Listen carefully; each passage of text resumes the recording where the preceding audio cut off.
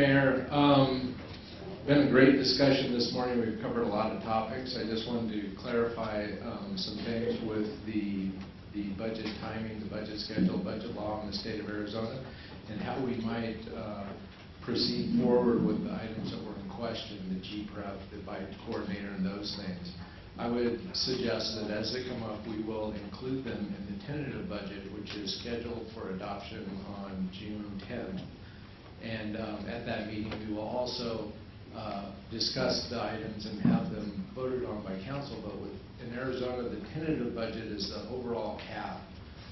The final budget can be lower than the tentative budget, but it cannot be higher. So by including those things for discussion on that meeting, or even a subsequent workshop between that and final adoption, then when we adopt the final budget, we would remove the items that council did not want us to move forward with. So if that sounds like an acceptable solution, we'll move that forward with those items. The next part of the presentation deals, we're going to start going through some of the funds that we're covering today with the general fund. The graph, we've had this graph several years. I think it might have skipped a year or two, but I thought it shows an important trend in our revenues. First of all, it really shows in the blue part down here, those are our taxes, our local taxes, our property taxes, our franchise taxes. And you can see they make up a very large percentage of our overall revenue in the general fund. Then, of course, we have the red band, which is our state shared revenue. Again, without those two items, as Craig was mentioning earlier, it's 80-some% of our general fund. It doesn't relate to our services, but it is our funding structure that we have to live within. The other items like license and permits, the fines, the miscellaneous and charges for services are all important and all provide funding, but they're a very small part of the overall general fund. Now, looking from the peak back in 2007 through the long recession that we went through, we have come back. We do see revenue growth. We do see growth in our state shared revenues. But even with that, we're still almost $3 million below where we were back in 2007. It's an important point to keep in mind. The growth has been good. It's been consistent, which is what we want. We don't want rapid growth. Well, we might want rapid growth, but a healthier approach is this slow growth as we try to achieve the service levels the citizens want. More detail on the individual sources of that revenue. As you can see, we're projecting a moderate growth in our sales tax over the prior year. We think that's achievable. In these projections, we look at regional competition. We look at other factors, including the state's new changes in the tax code, those type of things. The primary property tax, we brought in the primary property tax here. We got another slide. We'll talk a little more detail. This amount, though, does include the maximum that we can assess on the very limited levels that the state law allows us. Franchise taxes, we're actually seeing a little reduction there. It just has to do with the mildness of winters and things like that. A lot of that's on gas and power. State shared revenues, we have good growth this year. And again, state shared sales taxes, the projection we get from the state. State income tax actually has a 2-year lag, so we know that one is exactly what we will get this next year. The vehicle license tax, again, is the current collections. The joint dispatch is more of a direct reimbursement from our partners for their share of a regional dispatch center. As we get to expenses, we're showing that a little differently this year. The library, of course, is from the library district. We have some slides on that a little later to talk more about the library.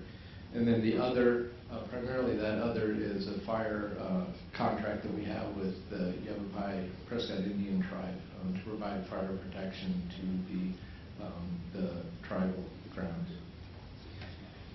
License and permits, we have an increase there. We're seeing a lot more building permits, those type of things. Service charges, we're actually going to show a slight reduction this year. That's related to the elimination of the Elks. We had theater ticket sales and things like that. We got rid of that a few months into this year.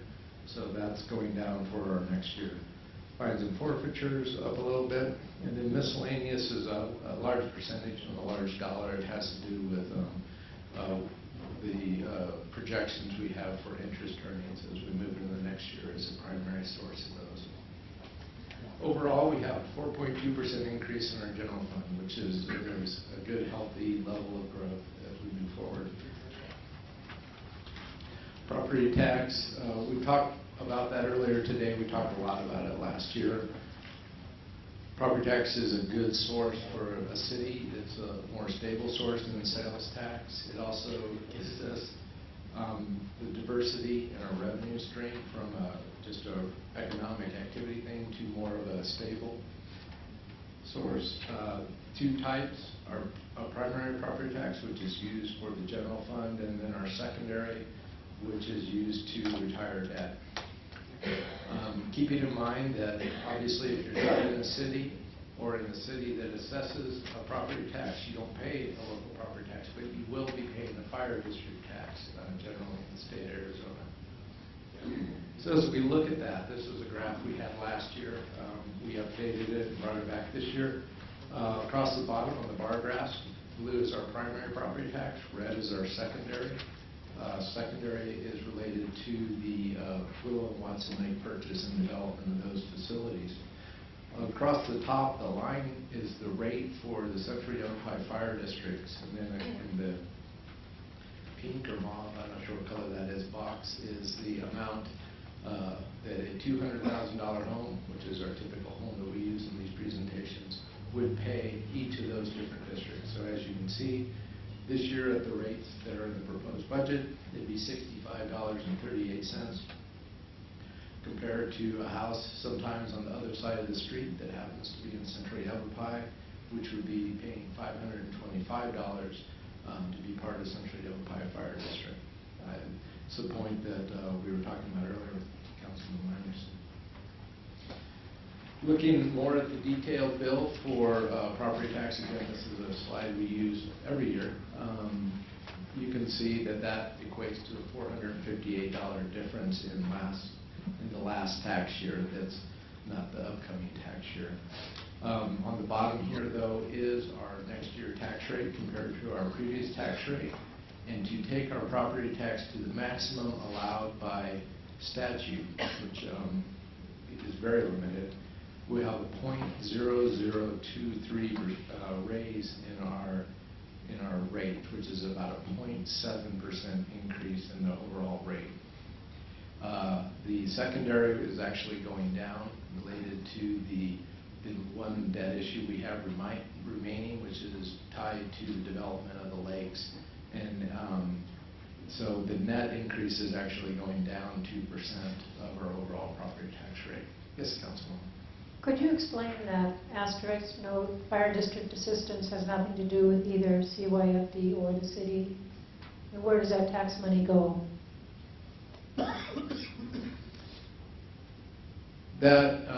That's a tax that the county assesses to, actually I think it might be statewide, that's used to assist fire districts across the state.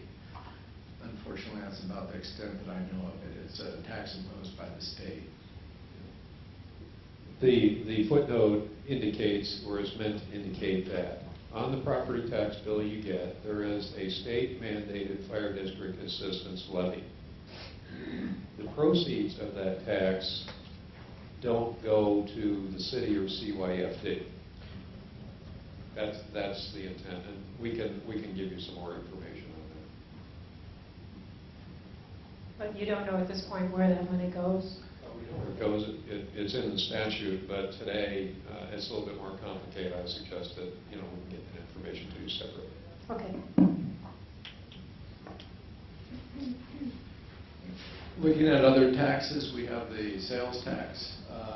Obviously, Chino, everybody knows Chino's at 4% local tax. PB is at 2.33, and Prescott is at 2. So we do have the lowest tax rate of the region here for our surrounding municipalities. Looking more detailed at the total tax, we have our 2% city. One goes to fund the general fund, one for streets and open space. Yavapai County has their 0.5% excise tax, which is primarily used for streets. They have a 0.25% jail tax, which is going to have an issue on the ballot in November to raise that another 0.25 to 0.5. So that'll bring the county tax to 1%. And then the state of Arizona has a 5.6 on general retail. In the city limits, we're at 8.35% total sales tax, and PV is at 8.68, and Chino is at 10.35. That, of course, doesn't include the 3% tax. I'm sorry, I'd like to back up for just a second. I started thinking about it, I'm looking at a couple pages back, and we're talking about a fire district, and I know that we've implemented a false alarm for the police, and the argument is when we have a false alarm with the police, it's because then that officer is taken away from something they could be doing something for that's important. Would that argument be also with the fire department? You know, I'd be curious at how many calls that, I'm not talking about false alarm for the alarms, but just calls that are not related to what the fire department's there for. And if they're, you know, just barking up a tree and looking crazy. Councilman Lavelle, I think that that is something that you will see in the forthcoming ICMA operational analysis that will look at the different types of calls received, the calls responded to, and then more specifically related to how those are dispatched. So.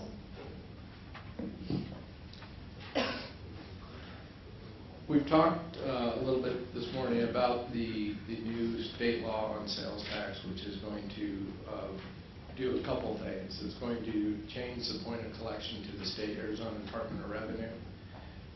It's also had changes to the way construction contracting is collected, which, as we've discussed, is a problem where the state is not only deciding where the taxes can be collected, but they're also starting to decide what you're allowed and how you're allowed to charge sales taxes. We've talked about the impact of that, but the state has been gradually doing this more and more. Currently this year we're dealing with, as we've discussed in our quarterly sales tax reports, the change in affiliated party rental agreements and commercial rentals.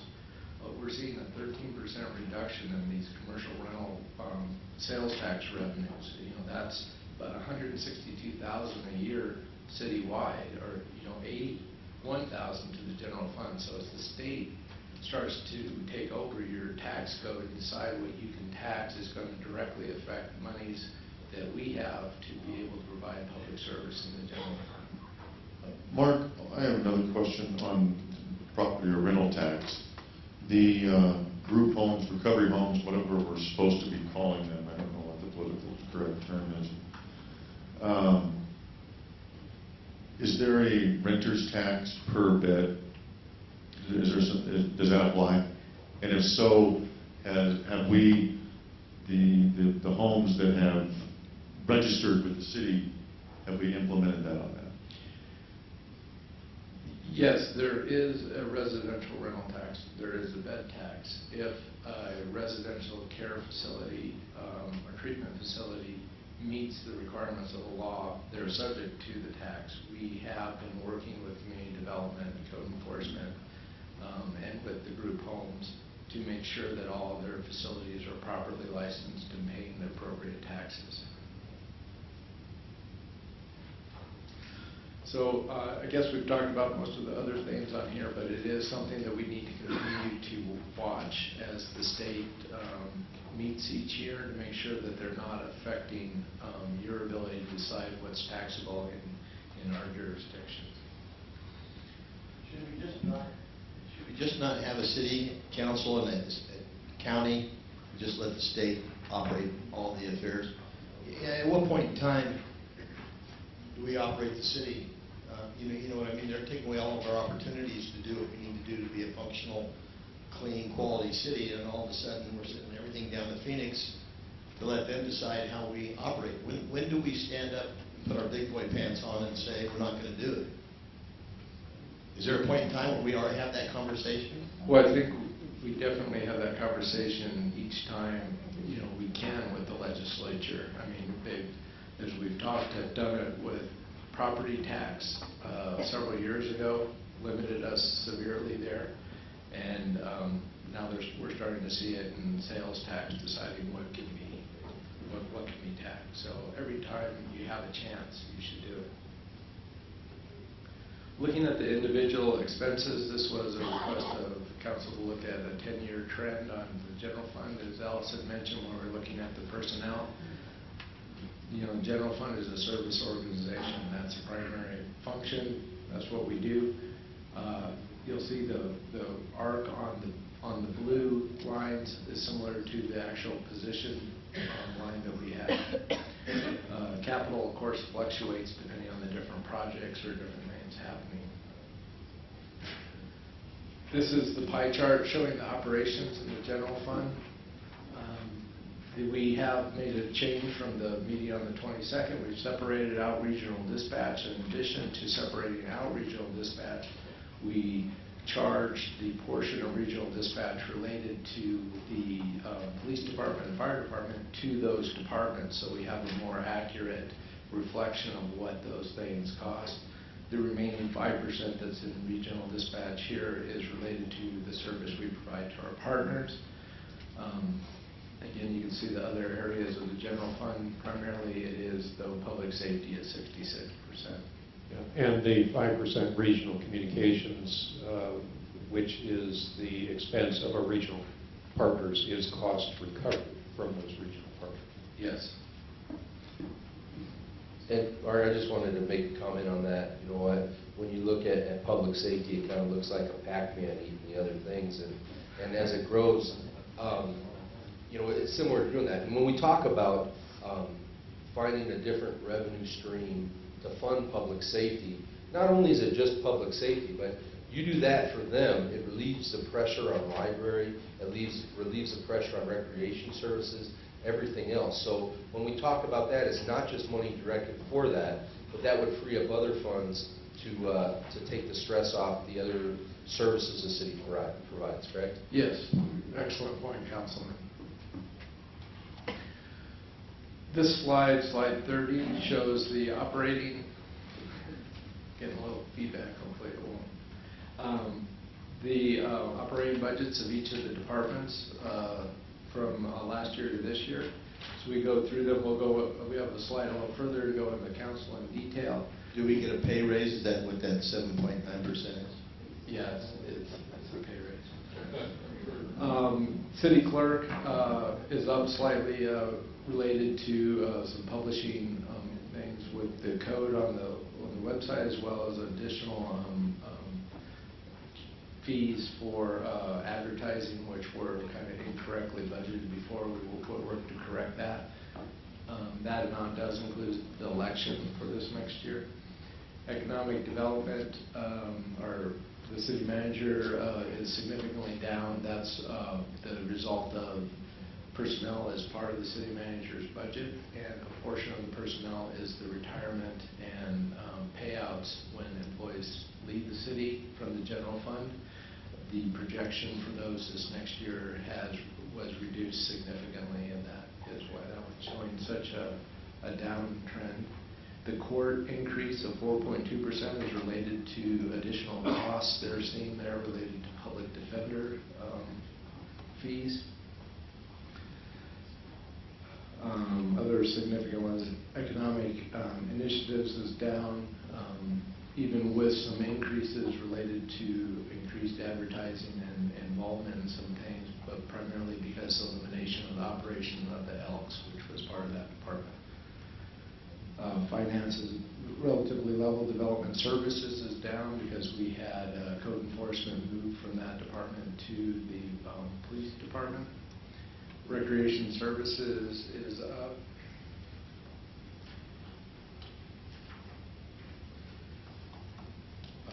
Related just to some charges across the board to some maintenance and other areas of issue. Library is pretty level. Police is significantly up. That's because of the public safety retirement issue. That's because of the new process by which we're charging regional dispatch for their portion to them, which is approximately 38% of the whole. and also code enforcement being moved to them. A combination of those things is what is causing that to go up 19.5. And likewise, regional dispatch down 47, that's by moving the 38 and the 11% that's our fire department to those respective departments. And again, fire is up because of that, regional communication costs as well as the public safety increases. Overall, we're up 6.1%. Can I ask for the next meeting, just, or maybe something, I think the public needs to know though, based upon us going to private-public partnership with the golf course and also the Elks Theater, can you have a number for us of how much that saves the city of Prescott in the budget year? There's definitely... For the golf course? For the golf course and the Elks Theater combined, for not, Sure. for not having those two items that we have now dispersed of. Yes, we'll have that for you. Thank you. This is the city council budget in a little more detail. I know it's been an interest in the past for council to look at it. Unfortunately, Councilman Blair, you can see the salaries was not what caused your amount to go up. You had an increase in internal charges related to an additional computer that was added to the council facility area in the conference room. Facilities charges went up this year with some increase in the overall maintenance cost to all facilities on a per square foot basis. And of course, council pays for the council chambers and council offices. So insurance went up. That is, as we move into the, last year we were, first year of the, not last year, but the current year that we're in, 14 was the first year of the risk pool. The charging for that was not as dispersed or as correct as it should be, so we're correcting that this year. So across the board, we're seeing the liability insurance coming back to a level where it should have probably been last year, but we're cleaning it up this year. Other changes, copier and postage charges, we have an increase in postage this year, as well as some of the copy charges that council needs to operate went up slightly. Then we have our three sister cities there. They're level with Caborca at 3,000, the Suchitoto at 15, and Zeitz at 0. Overall, Mark, the council budget I'd like to just break in on this. You know, I don't think that the citizens should be putting out for the sister city effort. I just think that we could almost get down to almost a negative % change on our general fund cost if we eliminated those two items. Recently, we've hooked the Caborca sister city people up with Steve Gottlieb, who had a fundraising event for them on Cinco de Mayo. You know, that should have funds coming in there. Suchitoto, I think they could maybe have some kind of event as well to raise these kind of funds. I think it's a person-to-person relationship. Other countries, it's the government's job. But I think here in the U.S., this is more of a club. If we want to keep a small portion in there, maybe $500 to provide for the punch and cookies when we have receptions at City Hall, I wouldn't be against that. But you know, last year I said the same thing. You know, Zeitz is a vibrant organization that's just started out, and they need $0 from the city. Caborca has been around for, I think, 35, 40 years, and it's a good program. Went on a trip with them down there. It's a good relationship, but I think those people could have fundraising internally that could cover those costs. Craig, I would second that this should be an item of discussion that we can do. And Mark, a quick question. For a person that didn't have the advantage of the detail that we do, page 20 on general fund revenues, we're showing an increase of about 4.2%.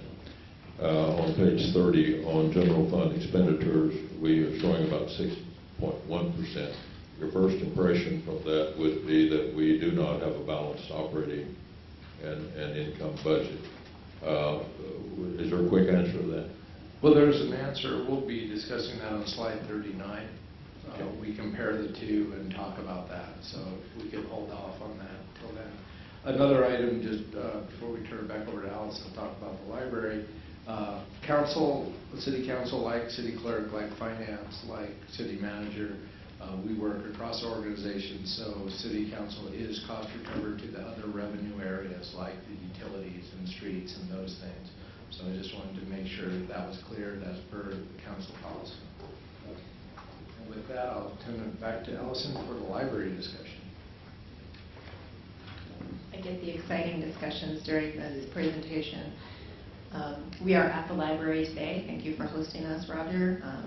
The library has been a source of a lot of discussion over the last few years, as you saw on the revenue page.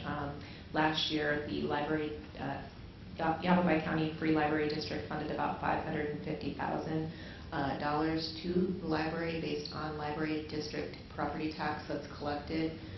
For comparison purposes, the actual tax collected from our library service area was about $760,000, meaning that there's about $200,000 that remained with the library district. They do have operating costs for the Yavapai Library Network, which we are a member of, and we receive services from the Yavapai Library Network. Many of the electronic books, the RFID, radio frequency ID tags, and other services are provided on a pooled basis to all of the libraries that are members of that network, and so they do retain some funds in order to provide a lot of those services network-wide.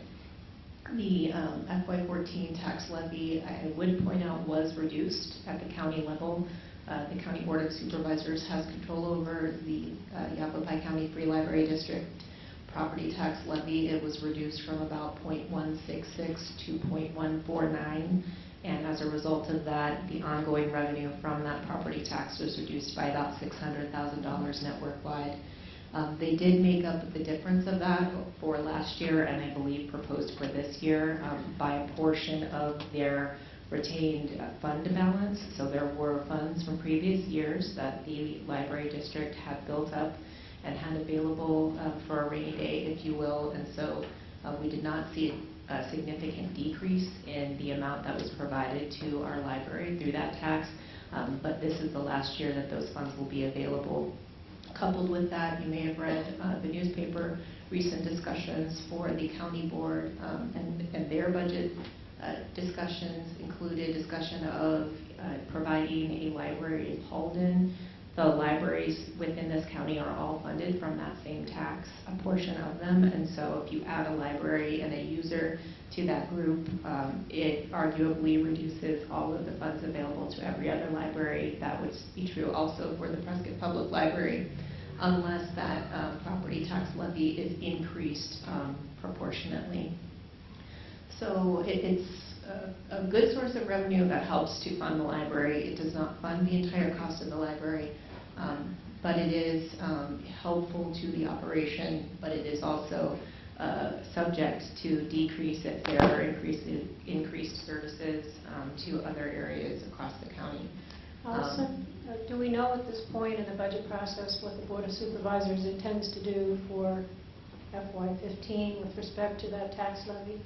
I have not heard discussion that they are proposing to increase that tax levy, but they are around the same point of discussion for their budget that we are, so they're not at the end of their budget discussion at this point.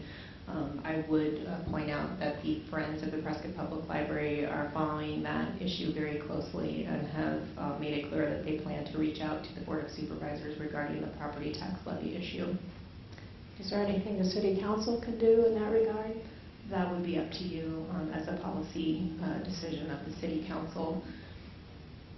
If the council wanted to reach out to the Board of Supervisors from an elected official to elected official standpoint, that would be up to the City Council to decide.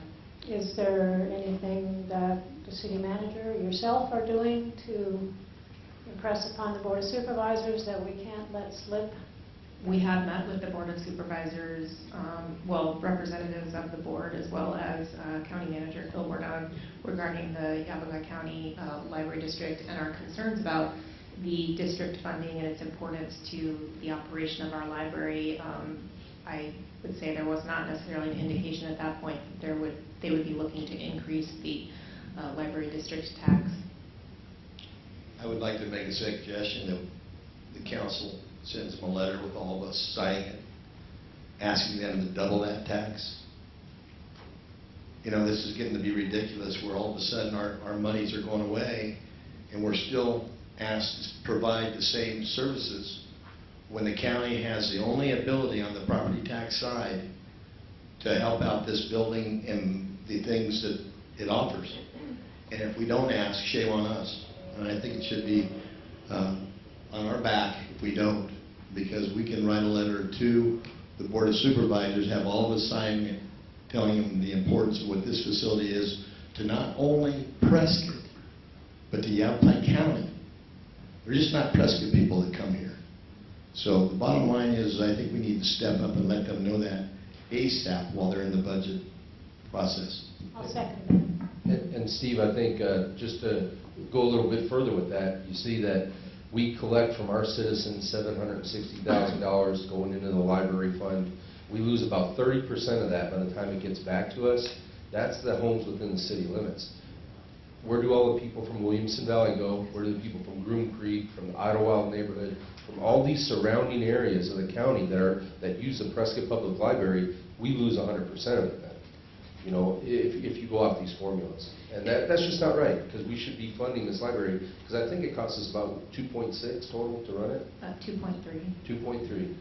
If I may point out, the formula that drives the distribution of the free library district tax does take into account the amount of borrowing that goes on at each library. It also gives us credit for our service area, so they look at the types of users that are utilizing the Prescott Public Library, so we get credit for non-citizens in the distribution formula. It's not a one-for-one credit, but it does weight our credit to bring us to the higher amount than some other communities get, just to point that out. That didn't help my argument, Allison, thank you. Oh, I just want to provide Yes, you. they're giving us credit for the money they take from us, I get it.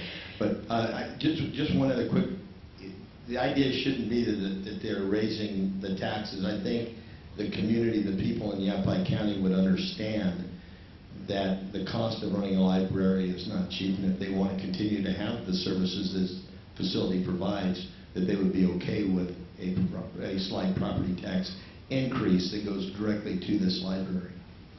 Thank you, Councilman, and that is a very good segue into the rest of this discussion, which is that the Yavapai County Free Library District is available based on state statute, and there are some requirements that come along with receipt of those funds. So accordingly, we actually look at essentially the Library Services and Technology Act for guidance as to what those requirements are. The district does receive funding from that, and although it's not set forth in state statute specifically, we are required to provide free library services for a variety of things in order to actually be in receipt of these funds from the library district tax. So this is a lot of very small font. I would suggest you read it off a piece of paper, but essentially the bottom line is, because there's not any specific statutory language about what those free services need to be, we look to those LSTA guidelines in order to make sure that we're in compliance. And those first 4 bullet points kind of tell you what that is. We need to be open to the public at least 750 hours annually, and we need to have regular posted hours. We do meet that criteria. We provide core library services, such as borrowing privileges and computer rights, free of charge to all residents within the library service area. So that's not necessarily City of Prescott residents, that's our service area, which includes all of Yavapai County. The core services and borrowing privileges are for all media and use of computers and internet. So we don't get to really say maybe DVDs or something we could charge for, but books are a traditional library source, and we won't charge for those. But that is set forth in the guidelines to receive this funding. And then again, because the district does also have some of this LSTA funding, that is a reasonable nexus for utilizing those guidelines to define what core library services are and what needs to be free. So what that means is that we're fairly limited in the charges that we're able to have on services at the library. So charging for a library card, etc., isn't something that we're really able to do. If we wanted to do that, it would be in lieu of the funds that we're receiving from the property tax that's collected here and countywide, specifically for library services. This is a very good and finite example of the restrictions that we live within in the state of Arizona, because many of our fee structures are set forth in state law. Being eligible for the county library district tax as well as for the state funds has allowed us to complete a number of programs and sub-grants. The early literacy rock garden is just straight out this door, and that was completed about a year ago. We have a job help hub that has assisted a very large number of residents and non-residents also in getting assistance to find gainful employment, and that is grant funded. We have access databases that are at the state level that provide a great deal of access to informational resources that we otherwise would have to provide ourselves as a city, and that provides about 27 of our 32 databases are funded through that. We have summer reading materials that are supplied, as well as continuing education programs for the librarians and other staff at the library. And then, of course, we provide access to information throughout the Yavapai Library Network. So because we're part of that network, and some of those funds are retained by the library district from the property tax, we don't just have access to the materials that our library purchases, we have access to every material across the network. So that brings quite a large number of libraries that are public libraries, as well as some of the educational institutions together, and brings us access to all of those things based on being a member of that. And just to supplement that, I would just also point out that in order to meet that $2.3 million budget, our library does operate with a very large number of volunteers that equate to several $100,000 of man hours every year to be able to stay open and provide the service level that we do. Allison, a quick question. Bullet point number 2 under the second section, saying that as of July, the cost 27 databases, and it's valued at tens of thousands of dollars. Does that mean we're going to save tens of thousands of dollars that we're now paying out, or is this an additional service that we probably won't save any money in the overall, but we'll be providing more services? Mayor, that is just to equate that our eligibility for those funds allow us access to 27 databases that if we had to provide them ourselves, it would cost the city tens of thousands of dollars. So it won't save money, but it maintains access to those databases at no cost to the city. All that money we're saving, will that reduce the budget? We're not saving money. We are maintaining a level of service at the cost of the state rather than the cost of the city. So we currently have access to those databases. We will maintain access to those databases, and as such, we will not have that cost in our budget, just as we did not have this year.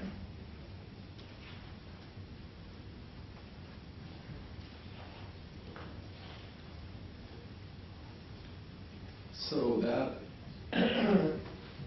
wraps up the operating portion of the general fund. Now, as we get into the next 4 slides, which are related to the capital in the general fund, we'll go through them. If you have any questions, we have the department heads of each of the areas here. If you have detailed questions on any of the different capital. We've talked about some of these already. The time and attendance system, which primarily will help assure compliance with the Affordable Care Act, as well as the class and comp, which are both an HR item. Question. Yes, sir.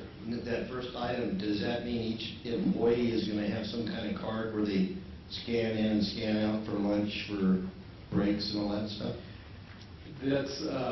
That's yet to be determined as we work through the process, but that is a system that could come through this. But HR is working on the actual structure, whether it's just scanning in the morning and scanning out at night, or when you leave for lunch.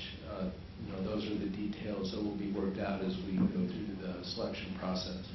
And on these 2 items as well, like council, like HR, all the employees are not in the general fund. This is the total cost we've budgeted for this year, but when the final budget or the adopted budget come, 39% of this cost will be paid for by the other funds, because 39% of our employees are in the other funds. So it will be spread out, but we didn't want to you know, we wanted to show it in total, so there's no confusion about the total amount being budgeted for these items.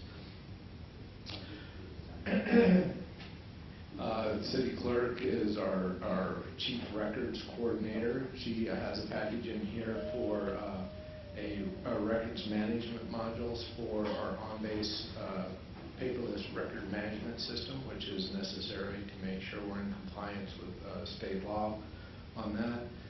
The council conference room, which is in next to the clerk's area, was part of the current year budget. We haven't had an opportunity to get that completely done yet. That will be carried over into the next year to get that room equipped so we have more meeting rooms, which are in short demand. The rodeo grounds master plan that manager talked to a little earlier, that is in the budget. The police department has a video server vault for a lot of their videos, which are necessary for evidence and things, needs to be upgraded. That package is in here. The code compliance neighborhood. When you talk about excuse me for interrupting, but I got to know what I'm thinking about it. The rodeo master plan, when we talk about that master plan, is that what we're... Economic development plan, really, it should say economic development plan. But we're having a company come in and do that plan? We're going to discuss, as I mentioned earlier today, we will need to scope that to determine really what we want this plan to, the outcome, the document to be. What do we want? And I think it's a vision oriented to economic development. So it's not how should we change the facilities, how should we upgrade the facilities, how should we tweak it? That's not it. It's economic development. How can we leverage those facilities out there to generate economic development? Well, with that said, would it make any sense to also add in there Willow Creek Park and Watson Lake Park for economic opportunities to be in that plan? Actually, a little bit in a few minutes, we'll be talking about Willow Lake Park for just that purpose. Okay, thanks. Going further down the list, regional communication has a recording system that needs to be upgraded. The fire administrative office over in McCormick, which was deferred this year, we've included in the budget for next year. When we get to the 5-year plan, you'll see it's actually in 2 separate years. This would be the first year of it.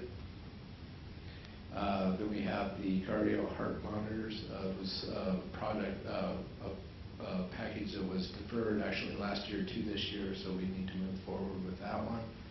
A hazmat vehicle, it's an upgrade of the existing hazmat. It's a joint vehicle with Century up high, and of course fire department's here if there are more questions on that item. Yep, specifically on the hazmat vehicle, I had the opportunity to not only visit the vehicle but go for a test drive. And in talking with Century Yavapai, they're going to match the funds that we're putting in for this regional asset. Clearly, it's a piece that needs to be replaced. When we tried to come back up the hill on Prescott Lakes Parkway, I could have run faster. And so that's a plus. The cardiac heart monitors, it's something that we kind of glossed over, but that's one specific item that I think is going to increase the service to our residents with what the new technology that's included in its ability to communicate with the hospital. It will make some significant improvements. And then the understanding about the diesel exhaust systems and the station refurbishment, all of that stuff makes a lot of sense for us to move forward on this year. On the McCormick Street facility, have we checked with the architect to make sure those costs are still good for another year? If it's possible, there might be some cost increases given the other cost increases in construction. We will verify that obviously before it goes out to bid, but for budget purposes, we don't anticipate there will be a major increase, and there is some flexibility to manage that cost. Recreation services, we have the Rough Rider parking lot reservation, which we've discussed in council meetings. Well, real quick, I just want to clarify the verbiage here. Are we doing a preservation on the parking lot or replacing the parking lot there? have Joe come up and get into the specifics of the parking lot. Councilman Lozelle, is primarily an asphalt overlay, some patching with an asphalt overlay. Is that where all the equipment is going right now, is driving on it, everything for the tennis courts? That's correct. The reason we carried this over from last fiscal year was to coordinate with their construction schedule, so when it's all said and done, we'll repave it and be done. Thank you. The next item is a playground upgrade thing that has been a multi-year project to make our playgrounds ADA compliant. And then a minor amount carried over to finish up the general plan, and we can take that to voters this next year.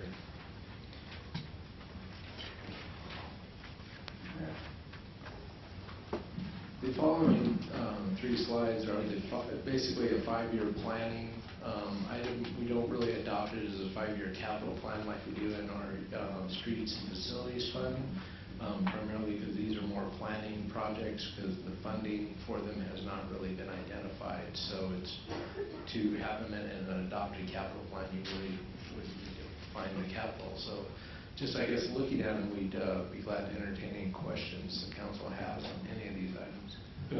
Yeah, sorry. Yeah, pardon me, I was just going to, responding to Councilman Blair's question, page number 66, which is on slide 37, Willow Lake RV camping, utilities improvements, and so forth. Councilman, that is Parks and Rec suggesting an entrepreneurial project out there at Willow Lake. Mark, and thank you for your explanation. When I started reading this yesterday, I became perplexed, not only on 35, but on 36. On Tuesday, we had a major discussion about our inability to fund additional fire stations, et cetera, but yet I'm looking on page 35 and 36, and we're including fire stations. So can you go into a little bit more detail about why we're showing it and we're talking about it, but at the same time, we were just told on Tuesday, the probability of us being able to do it in the next 10 years is slim to none. Yes, certainly. It was part of the IIP, which the council adopted a few months ago related to the impact fee study. That's why they carried forward into this planning document.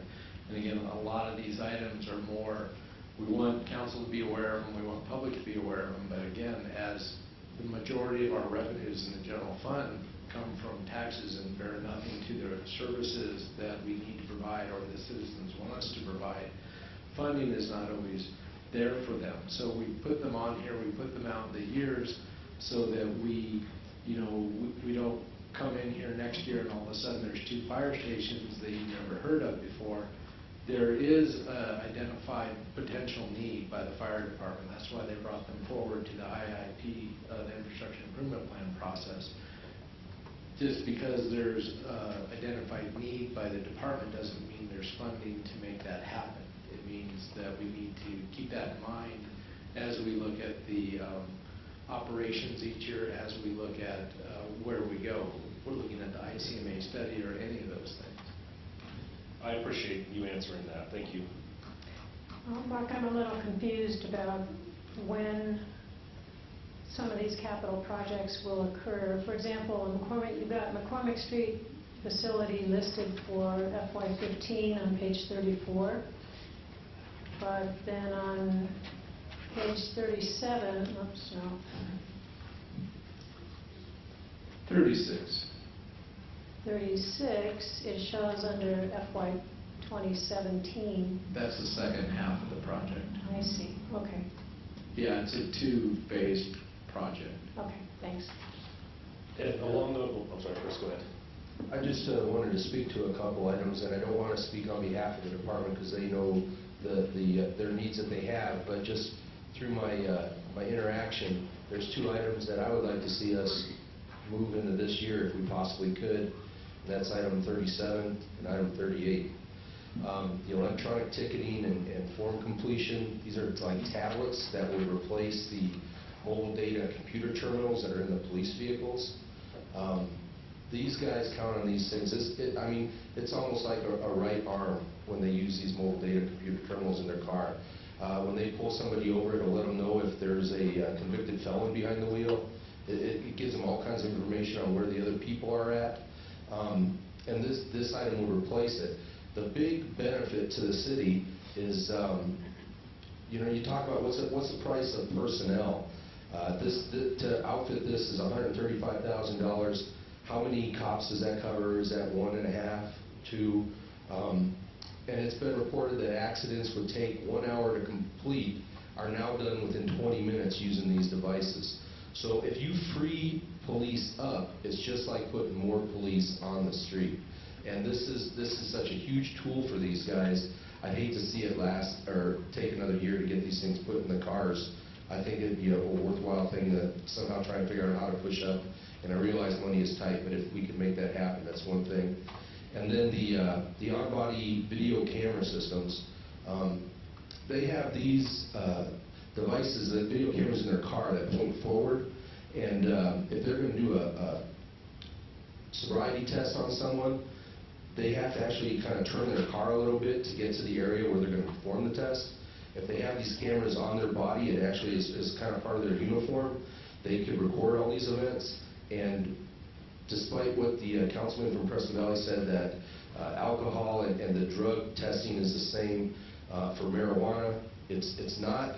There is no breathalyzer for that. They can do a blood test, but that tells you if you had it in the last 28 days.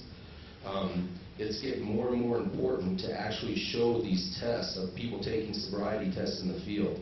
And I realize that these cameras are sometimes a double-edged sword, but I would bet on our guys, 99 out of 100 times that they're doing it the right way, and this would be an excellent tool for them to use in court to get prosecutions done. I mean, it just shows what happens out there. You can say it's my word against his word, but you know what? A video doesn't lie. It shows it, and it's definite. And if we're in the right, we can move forward on these things. And that's like $57,000 this year, or next year, that I'd like to see moved into this year. And these two pieces of equipment, I think, are really essential to making our cops more effective and getting more convictions.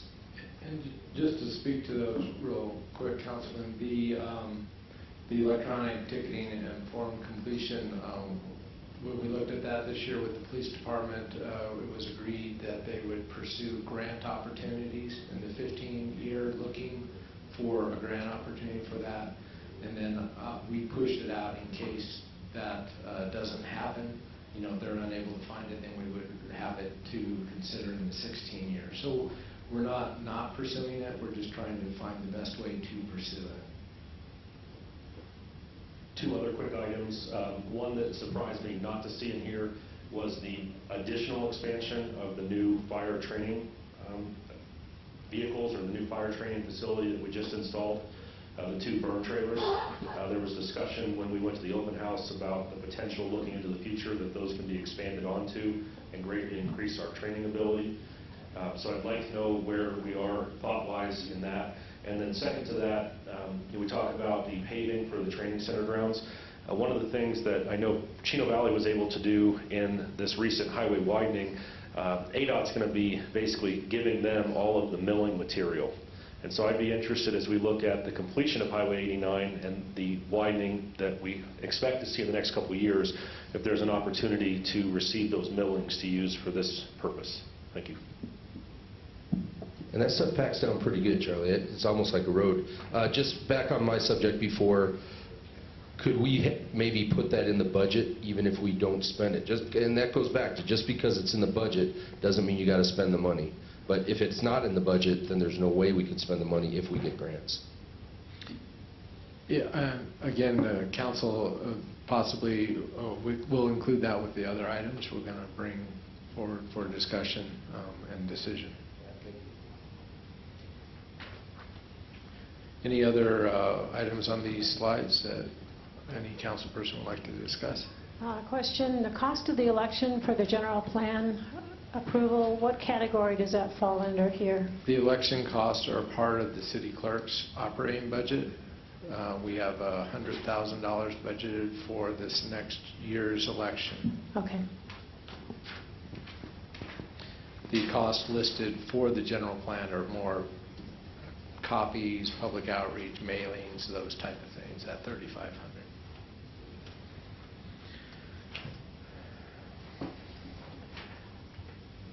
As with every year in the past, we have unfunded projects, and this one has been on there for a while. You know, it's the rehabilitation of the rodeo grounds. We see the need. There's just no funding available for that. As the mayor was discussing earlier, looking at the general fund as a whole on slide 39, this is a summary of the general fund. We're looking at the revenues here, which were on a previous slide. We look at it, we have a transfer in proposed in this budget from bed tax to help fund the parking garage. And then we have the operating budgets. And as you can see, the net of the operating components of the general fund is a positive $623,000 as budgeted. And then we get into the capital components of the general fund as well as the transfers out or the support that the general fund has to provide other areas. The capital that we brought forward is 1.857. It's relatively significant. We have some transfers. We have an operating transfer to the airport, which we'll discuss more next week. But that's just for the operations out there. That's for the ARF vehicle. That's for the other things that we support out there. Then we have some governmental grants, which we'll talk about a little bit later. Again, that 900 and some thousand is if we get the grants. And like I said, we'll get into the details of that a little bit later, but those are operational type grants. And then we have capital transfers. Next week, or not next week, sorry, 2 weeks on the 29th when we have our follow-up meeting, we'll be talking a lot about the airport and their capital requests that they have provided. They also have grant matches for airport capital grants and how the council wants to proceed with that, but all that would have to come from the general fund.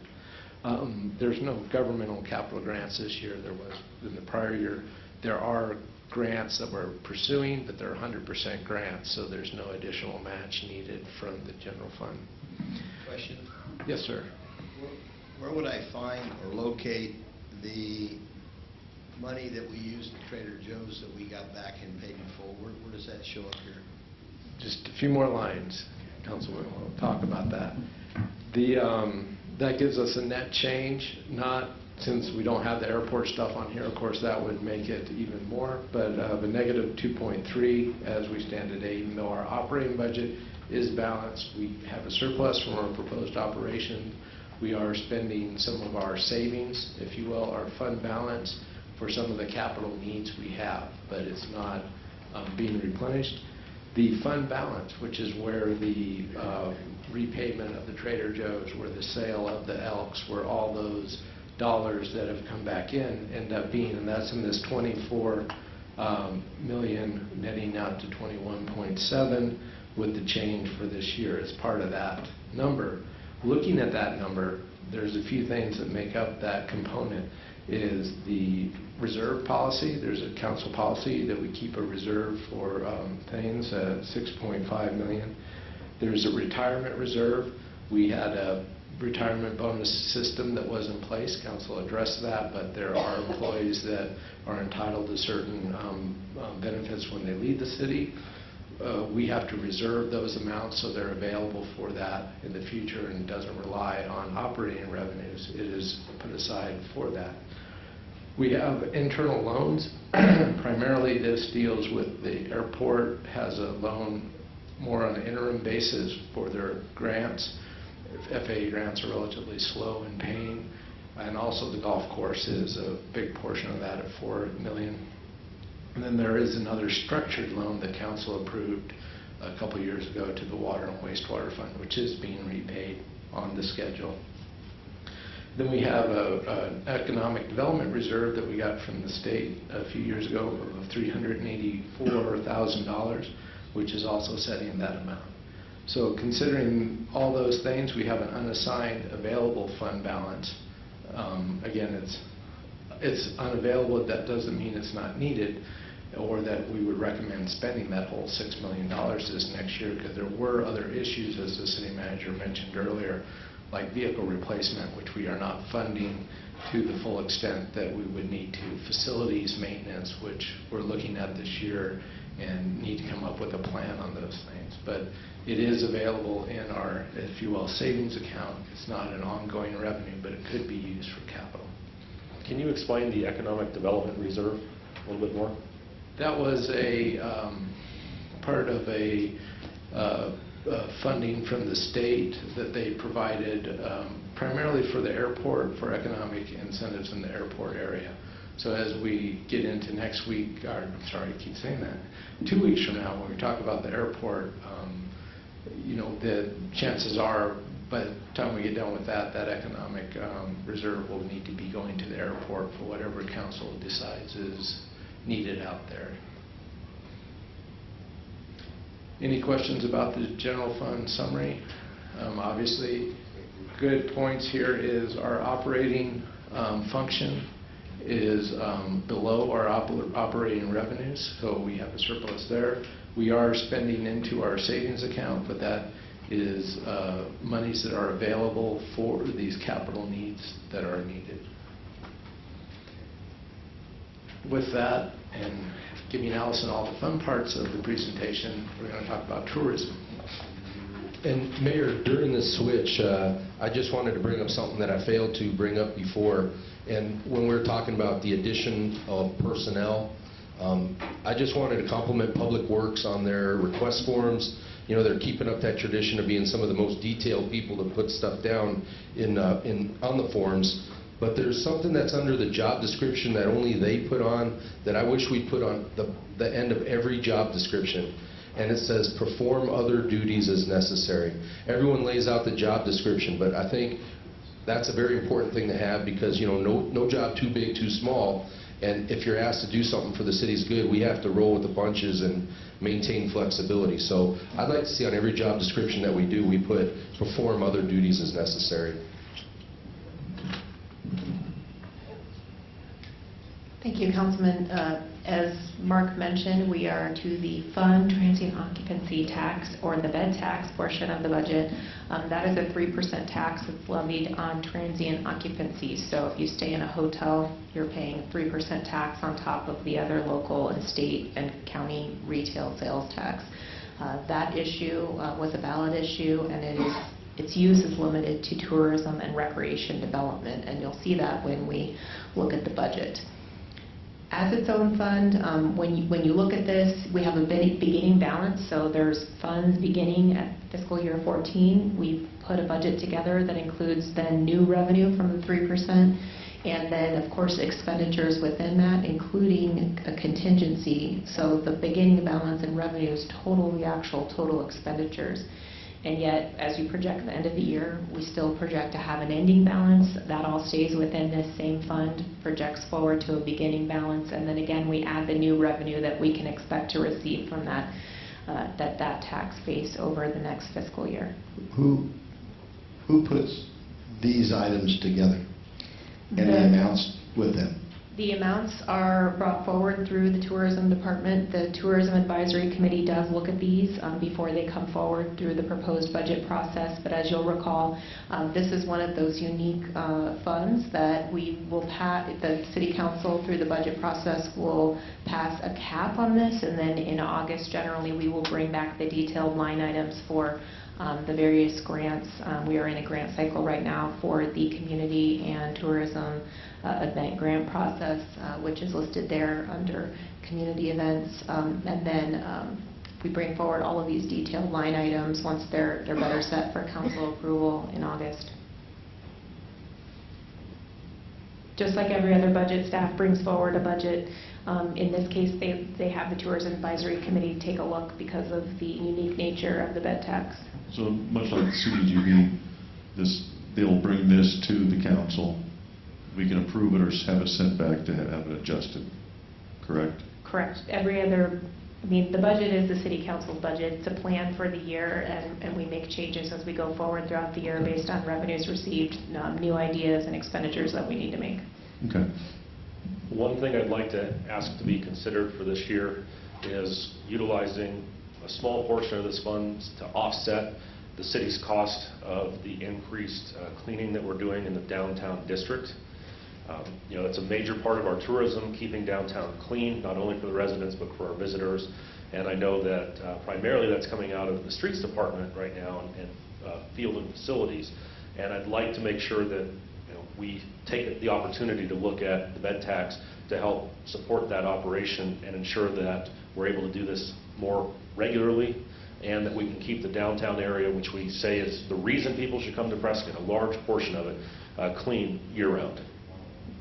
Certainly. The other thing I wanted to point out is that during the current fiscal year, the Tourism Advisory Committee had asked that the council provide direct funding to all of the museums, the Pippin, Smoke Eye, and Charlotte Hall. And so this year we did break out that funding directly to Pippin, Smoke Eye, and Charlotte Hall, which did come up during the last discussion of the City Council for those particular items. Allison, quick question on Charlotte Hall. We also have another contribution. Is that included in this number now, or is the water? The water is in the general fund. It's in the general fund. There's so approximately $10,000 of support there. In reality, there's about $35,000. Correct. If you add the two together. Is that correct? That's correct. Okay. Question? Two questions. First question, I can understand them wanting to fund the museums. When you look at the Pippin Museum, is that truly a museum, or is that truly an art gallery where that should fall underneath support for the arts? Just my opinion, that's where it should go. Second of all, I'd ask the question that if $10,000 is enough for open space management when we have purchased so much open space for fuel management, for trail maintenance and reconstruction and preservation. Is $10,000 a realistic amount, especially when we're using those trails for the Whiskey Off-Road? We're using those trails for a lot of different things. I think that's a little shy on the amount that needs to be in there as well. Mayor and Council will take all of those things under advisement. The one thing I would like to point out is that we do budget the total expected available funds in the bed tax, and so if you look 2 lines down under expenditures, you'll see quite a large number under contingency, so that provides some capacity throughout the year for these types of discussions if they come up today or later in the year. Allison, given the ballot language, which you said limits this tax to tourism or recreational development, could we justify using some of this tax to offset our general fund expenses for public safety? That may be a question better directed to your legal counsel, but it isn't specifically defined. I think that's probably a policy decision of the City Council interpreting what tourism and recreation development mean.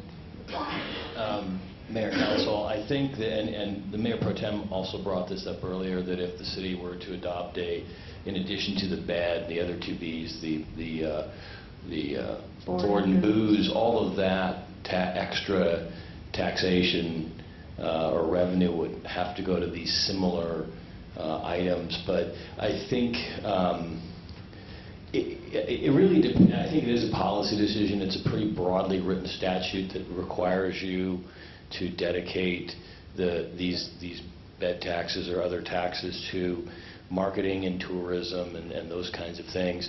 To the extent that they were connected to, and similar to sort of downtown cleaning, I think to the extent they were connected to special events and those kinds of things, perhaps you could use some of that revenue to offset.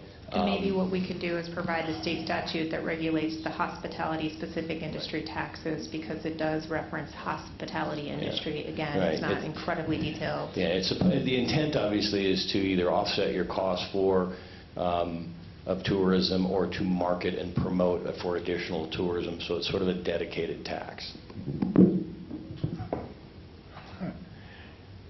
This ballot language was very specific to the promotion of tourism and recreation development. It was very specific. It wasn't specific to taking care of the property. It wasn't taking into consideration paying your cops or any of that stuff. But then you can come up with the argument that is a good tourism development or parks and recreation development if you have dead fish in your lakes for all the people that flock up here to go fishing because, you know, Game and Fish put trout in warm waters that are sewer laden. Is it really good to have folks come up here to use our trails and hike when you got either garbage or you got dog manure all over the sidewalks and around the courthouse square and stuff like that?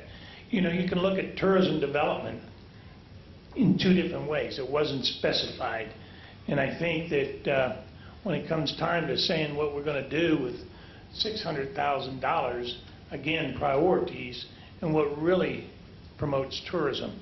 What is really good tourism development? Is it all of these things where you have people come in with requests to do what does their thing, or is something else in the best interest of the entire community of Prescott looking to promote tourism or develop tourism in parks and recreation in a manner that benefits the entire community, not to that handful of folks that seem to like to dip into this revenue? And Mayor Pro Tem, that goes back to a much earlier slides about over the next year, looking at what the next level of tourism will look like for the city of Prescott. And we have... Allison, can I go back to that one before you move on? And I don't know where, Gene, you're going to talk about something too? You had your microphone in your hand before me. Go ahead. No, I was just going to say that, you know, this is handled by the industry. I mean, the TAC is just loaded with people that are in the tourism industry under guidance of our tourism department, and they decide what's best to do with that money, and if we don't see something that's really screwy, we usually pass it. So, I mean, we basically have experts in the field volunteering to help us decide how best for us to put forward tourism. I think they do a good job. We ought to leave this alone and let them go forward with that.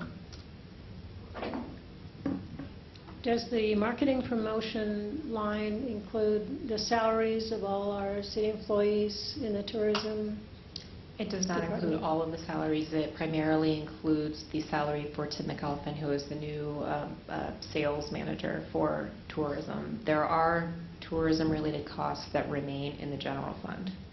Okay. Is it possible to move those salaries to be paid for out of the bed tax? Well, that gets to the next slide, which is moving the salaries from the general fund to the bed tax, or a portion of those salaries reduces the amount of funds available for the other programs and services that, at least currently and in the past, have been provided through the bed tax. And so that's a policy question for the city council. You know, so basically, I mean, if you look at the $600,000 worth of revenue and $600,000 presently of general fund support to tourism, that if you tried to move that all and take all the bed tax and then that previous slide, all the list of those, the support of those activities would go away. Therein lies the dilemma in large parts. Just like the general fund, there's not enough money to do everything. You know, the argument, which we don't have to have today, about general fund support of tourism is that if there is general fund investment in tourism, it drives sales tax generation, so it's only natural that part of that expense should be paid by the general fund. And that's where kind of the discussion starts, and then it goes in all kinds of directions. But the last slide of our presentation today, we can talk a little bit more about this, specifically about enhancing the monies available for tourism development and how we might go about that, if that's what we want to do. I guess I'm just having trouble with spending so much money on some of these events, and then we say we don't have enough money to give our employees raises, and we may not have enough money to fund a pay plan and provide the fundamental government services that we need to provide. And council that's exactly why we would like to shift that $630,000 to someplace else other than the general fund. And I've got the statute, the statute calls this tax a discriminatory tax. In other words, it allows a city to charge an additional tax on a particular type of taxable event. In our case, the hospitality or the hotel rooms. and the statute limits the expenditure of that money to the promotion of tourism. And the promotion of tourism under the statute is basically direct expenditures in promoting tourism, sporting events or cultural events, contracts between the city and organizations for the promotion of tourism by the organization, or expenditures by the city to develop, improve, or operate tourism-related attractions or facilities, or to assist in the planning and promotion of attractions and facilities. So our tourism budget, I would say, is pretty much pushing the envelope as to what the statute's kind of intended to allow. I think it still falls within the envelope, but the more you go outside of what the types of things you spend the bed tax on, I think the more you're subject to challenge. And I don't think the statute allows for, it may allow for some offset of costs, but I don't think you could fund a position unless that position was some, maybe a tourism promotion or marketing type cost. But again, I think you sort of, I don't think that's the intent of the statute. And, go ahead. You know, that's been an argument for 5 years for me. But what we sometimes forget when we're talking about the bed tax, there's, in addition to that, there's also 2% sales tax. So that 3% is paying for certain things, but the other 2% is going into general fund to support some of these other things. And then if we could subscribe to the Chamber of Commerce story, that those same people that spent that other 2% probably bought other things in the community. So in all probability, the $632,000 has been doubled or more by the general fund sales tax revenue. So it's an argument that will go on forever. But and there's probably not a good answer, but bed tax by itself is paying for a large share of the costs of tourism development, and we're still getting the sales tax from the other part that's going into general fund. So I don't think there's something there that one is cheating the other at all. And Mayor, I would tend to agree with you on your statement there. I think the underlying question really becomes, under our current structure, is it the most efficient and beneficial approach? Or is this something in fiscal year 15 we should be looking at to determine if this is the best structure and what options present themselves for our tourism going forward? And Mayor, I gotta just add to that, like I did at the meeting the other day, a downtown restaurant during the Whiskey Off-Road, I tried to get a reservation, couldn't get one, because they said last year they served 12,000 meals over the weekend. And that's in a dead weekend. I mean, this is good, money well spent, and I think we get it back. And the study by ASU really showed that.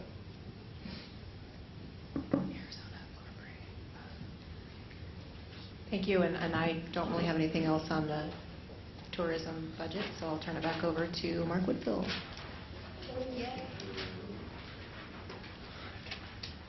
So as we, excuse me, as we get into the grants, these are our governmental grants. They're primarily items that the departments have brought forward that they will be pursuing. Also in here we have some general miscellaneous type grants or contingencies so that we can have that budget appropriation available if a grant opportunity comes up during the year. For instance, you know, we have miscellaneous, we have $500,000 there just in case we're able to get a grant. You know, who knows what it'll be. Again, you know, the problem, not the problem, but an issue with the state budget laws is you have to have the appropriation to pursue it within the year. So this gives us the appropriation. Obviously, we cannot spend it if we don't get the grant, because even though you have appropriation doesn't mean you have cash. So as we go down these, again, the department heads are here to talk about anything specific. We have the Arizona Commerce Authority grant Jeff brought forward. It's something he's going to be pursuing this year. That one has a big general fund match, which is why I wanted to mention that one individually. course, there's a lot of little grants there as we look through them. Some of the other grants that I just wanted to point out, and then again, we can take questions on any of these. We have our state fire assistance grants, which we use for wildland fuel mitigation. That's a 50-50 grant. That's where the 3 positions that we were looking at in the general fund for fuels technicians, a portion of their pay will be coming out of that grant, as well as the hazardous fuels grant, which is a 90-10 grant, which follows there with a 10% match. So with that, we'd be glad to answer any questions or additional information council wanted on any of these grants.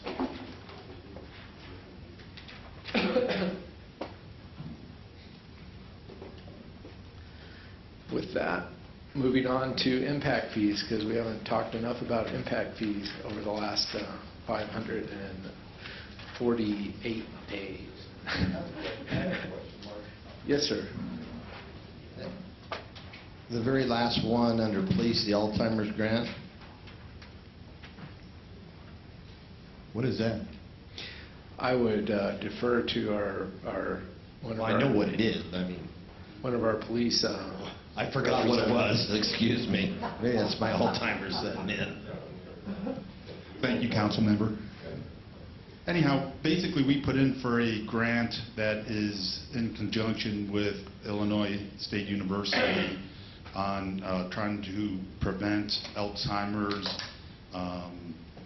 issues that we have in the community. As you're aware, we've got a large retirement community, and it was opened up nationwide in 3 agencies, one out of Florida. Mesa and us were awarded that contract, and so we're working with various homes in regards to trying to prevent Alzheimer's patients from walking away and basically giving them the education of that.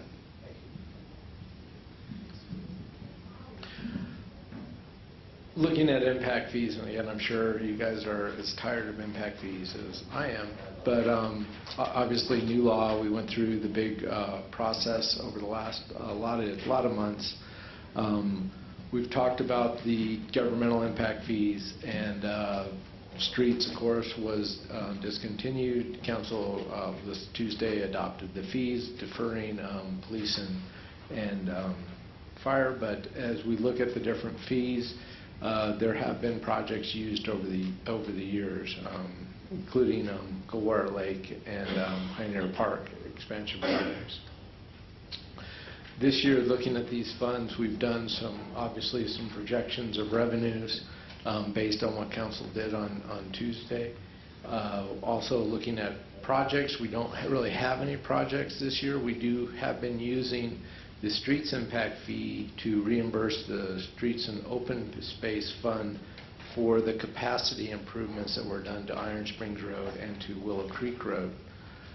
So that transfer will be happening again this next year, is what is in the proposed budget. But other than that, there are no specific projects identified in fiscal year 15, so those monies would be available for future projects. But an item just to talk about, which we haven't talked about at the things, is what the balances in some of these funds are. Again, parks, we have talked about that one, but we're projecting possibly $731,000 in the next, after it was fully collected. The building, public buildings impact fee, which was the one that was eliminated back a few years ago, that has 176 in it still. Library has 444, and fire and police have pretty significant balances, obviously not enough to build a station, but there is monies there for capital expansion, evidence, capacity expansions, things like that, which we have used it for in the past, and these monies could be used for that in the future. A couple other special revenue funds. We have the Actor Trust Fund.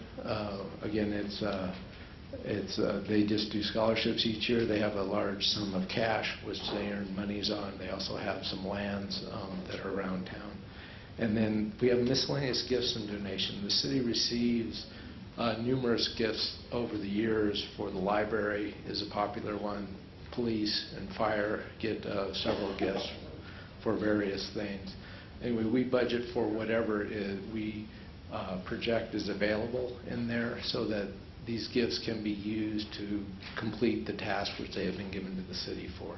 So that's just an amount that we budget, again, to have that appropriation. Can I get a question? I'm looking, I'm going back, sorry to digress, and I know people probably are freezing in here, but anyway. The impact fee that is set aside that you just made reference to for public buildings, there's $176,000 in that fund, correct? Correct. And those funds can only be used based upon the increase of the number of residents that have moved into Prescott that have put pressure on a public building. Those funds can be used to provide additional capacity to a public building. Is that only for structure, or can they be used for, say, like operational things, like using some of those funds here at the library? I mean, how far can we stretch that if we're never going to be able to use that money? Well, we can stretch it as far as the city attorney wants to defend it. Essentially, the public buildings category was developed looking at the city hall and those type of buildings. The library, at the time of the study, when the fees were put together, the library was actually part of recreation at the time. It was part of the recreation fee, which was also discontinued, but that had been fully spent. If council will remember that. So yes, technically, if we wanted to add on to a meeting room here to provide more capacity, we could use those funds for that. Well, I guess the reason why I'm asking the question is because if we've increased the number of users at the library and they wanted to do a major renovation or addition to add more children's stuff upstairs, would that fall into the category? It would really have Mr. Stretch? It would really have to add capacity, and I'm not sure. Well, I think there are actually two requirements. One, it really has to be a capital acquisition. So, for instance, you know, versus sort of a disposable type item. So, for instance, you know, vehicles like a fire truck you could use development impact fees to purchase a new fire truck to the extent that the requirement, because that's a capital expenditure, but to the extent that that truck is needed for growth related or at least a part of that purchase. So it doesn't have to be technically or literally bricks and mortar. However, but it has to be a capital improvement. It has to be attributable to growth or expanding capacity created by growth. So, for instance, earlier today there was discussion about the council conference room. You know, if that can be attributed, if it can be justified by growth, then perhaps the public building column there could be used to offset part or all of that cost, for instance. Okay, so in other words, we need to think, staff needs to think outside the box with our lawyer to figure out how we're going to use those fees. In other words, like we're asking here a big chunk of money for our scanning program, which we haven't needed them No, scanning. I would tell you that's probably a no-go. No? Because that's not attributable to growth, that's attributable to the Affordable Care Act. I mean, it's not attributable, that need for the employee time system is not attributable to growth. It's attributable to the federal government action. Yeah, I understand the idea. And again, the way the statute's changed, all the new monies that come in under what the council adopted the other day are going to be very, very limited to very, very specific projects. There was some, under these funds, there is a little bit more flexibility on how it's used. But again, I think you have to be able to justify, one, that growth created the need, and two, that it's a capital expenditure. Well, and again, I'm just saying to staff, there's a fund that's been eliminated with $180,000.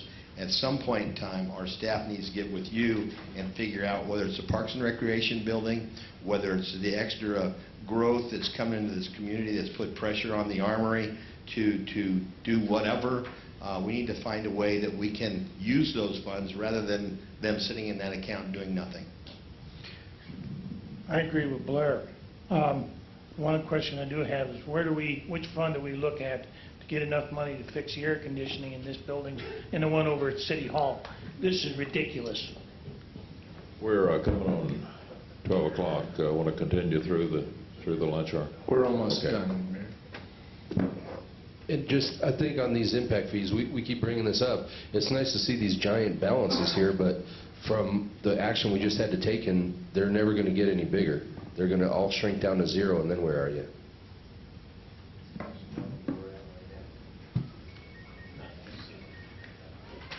Okay, the next fund is our debt service fund. Debt service fund is used for property tax debt, or GO debt, which is part of our secondary assessed valuation. It's also used for our special assessment districts. In the current year, we had 2 of our major special assessment districts pay off early. We'll be bringing an item to the council on June 10th. We actually have to do a slight reappropriation because we don't have the budget capacity to make those debt payments. But the property owner has provided the cash, has paid off the bonds as allowed on those districts, so we'll need to move appropriation for that. So consequently, next year, the fund goes down to only being 1 small special assessment district, which is still remaining, a wastewater district, and then the remaining portion of the GO debt, which is related to the development of the lakes. Which this is a slide that we had last year as well, which shows just the secondary property tax as the primary acquisition bond for the lakes paid off. We have the 1 small one remaining. The final fund that we were going to cover today, and relatively briefly, of course, answering questions, is the golf course. We've talked a lot about that this year. The budget this year for the golf course is essentially what we saw when we had the Billy Casper golf contract come to council. With one addition, we added a $300,000 contingency. This contingency is in case operations are above projections. Again, the budget authority to be able to use that for golf course improvements or whatever the council feels is needed if that should happen. So again, it's just a contingency just in case. And just as a reminder, this was from that presentation with Billy Casper Golf. Again, we're projecting the next several years of what the golf course revenue over expenses would be. This slide is in here for just as a reference on how that actual transaction or thing worked. And with that, we'll turn back over to Craig. That contingency, 300,000 contingency, if for some reason they don't use it, it'll stay 300,000 the year after that, correct? Well, it would have to be reappropriated each year. Right. Right, and we can't really Well, spend it. overall, but if we don't need it, we won't spend it. Right. Okay. But if it doesn't come in, we won't spend it. You can see it has a revenue, a contingent revenue. So revenues would have to come in above the budget by 300,000, and then you would be able to spend the expenditures that Thank you. council was chosen. I get a question for our attorney, Mr. Bend the Rules. When we started talking about, when we moved evidence out of the police department because we outgrew the space and we moved to a different facility, can you use those building funds for that? You're talking about the impact fees? Yes. Again, to the extent you can attribute that to growth. Well, we used to be in one spot and we Understood. had to move because So- growth may forced us out. Come on, bend it. I'll give you the it depends answer. Really, it depends. I mean, you know, a lot of times when, and we saw this in the whole 584 days of impact fee discussion, or whatever the number was, that a lot of times projects are partly attributable to growth and partly attributable to an existing deficiency. So more than likely, I mean, it's going to be rare when a project is 100% funded, for instance, by growth or by impact fees. Oftentimes, more often than not, it's going to be partially funded out of sort of general fund or capital improvement budget because it's an existing deficiency, and a portion, a percentage, and that percentage could be 90-10, could be 10-90, is going to be funded by, impact fees attributable to growth. So it's going to be part. Again, that's why I'm suggesting, Mr. Manager, that we have money here, that we need to figure out a way to get with Mr. Bend over here and figure out how we can utilize that money. Well, and we do look at that, Councilman, whenever a project does come forward, of what portion of that could come from impact fees. And we have used police impact fees for expanded freezer capacity and evidence storage in police and things like that. Whenever there is an addition, a capacity growth, we do look at that and we do it. But, it's kind of dependent on what the projects are in a year. So. Okay, this next to the last slide, I guess it is primarily for discussion purposes.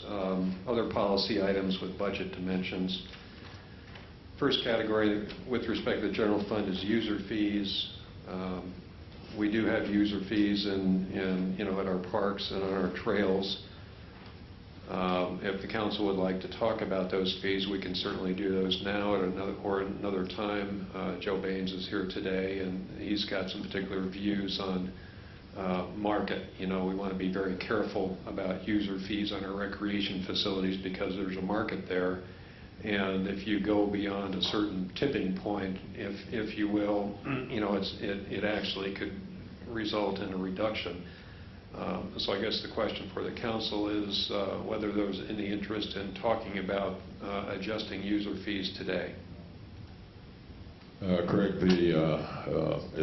whatever the council so desires, but under the other funds, the BBB tax, board, booze, and bid, we don't have that recommendation yet from the committee that's working on that. So I think it would be inappropriate for us to anticipate something that we might not have support for. Right, exactly. On the other funds, as Mayor, as you said, the BBB are, some sales tax increments or even a business license. We listed on here, again, to make sure that they're still on the radar screen. They're more work program items at this time, or potential work program items, than they are with respect to being in the fiscal year 15 budget, because obviously there's a long way to go before we arrive at that point where there is an expression of interest by the community. Thank you for acknowledging that. I agree with the mayor. And if I'm not mistaken, my schedule said this meeting was from 9 till 12, and I scheduled my employees based on that. So I don't have the time to sit here today and discuss this. If the rest of the council wants to do that, they can be my guest. Sure. Okay, so unless there are any council comments or interest in this last slide here, then that will pretty much wrap it up. The next stop is 2 weeks from today on May 29th, when we'll look at streets, utilities, solid waste, and the airport. I would like to talk about this at some point in time, though. I think it's important that we understand what value users' fees have, as it's been proven at Goldwater Lake. And also, in talking about that, again, getting back to what I've been pushing on in the last few minutes is using some of these funds, like we have in the recreation kitty, and using some of those funds to buy property at Goldwater Lake because of the capacity, if we can do that. So if we can have some more discussion on this item, I'd appreciate it. Okay. We can develop a workshop in town. Sure. Anything else? I just wanted to thank Mark for the work that you continue to do all the time. Anytime we have a question, you get an answer and you get it real quick, so you do a fine job, and that needs to be recognized. Mayor, if anybody hasn't signed in on the way out, please go ahead and sign in. We'd just like a record of who was here. We'd appreciate it.